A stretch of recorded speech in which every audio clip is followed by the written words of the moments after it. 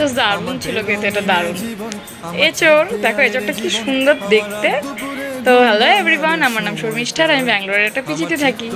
তো আজকে আমি এঁচড়ের প্রিপারেশন করছি ফর দ্য ফার্স্ট টাইম, মানে বাড়ির বাইরে। হ্যাঁ, বাড়িতে একবার মায়ের সাথে করেছিলাম, বাট সেরকম একটা মনে নেই। তো এটা আমি আবার ট্রাই করছি। সে মাকে আমি কল করে নিয়েছিলাম যে মা এটা আমি কী করে করবো।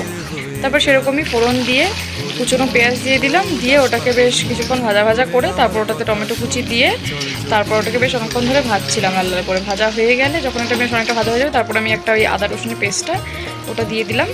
তো সেটা দিয়ে বেশ ভালো করে মশলাটাকে কষতে দিচ্ছিলাম।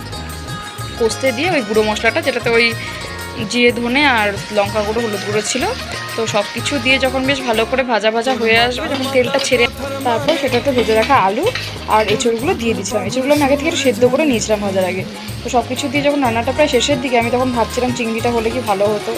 বাট চিংড়ি আনতে গিয়েছিলাম, বাট চিংড়ি সেরকম ভালো আমি পাইনি, তার জন্য আর আনতে পারিনি।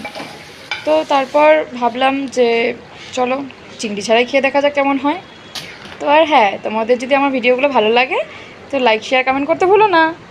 এইবার তো টেস্ট করে দেখার পালা, চলো টেস্ট করে দেখি। জাস্ট দারুণ ছিল খেতে, দারুণ। টিল দেন টাটা, দেখা হবে নেক্সট ভিডিওতে।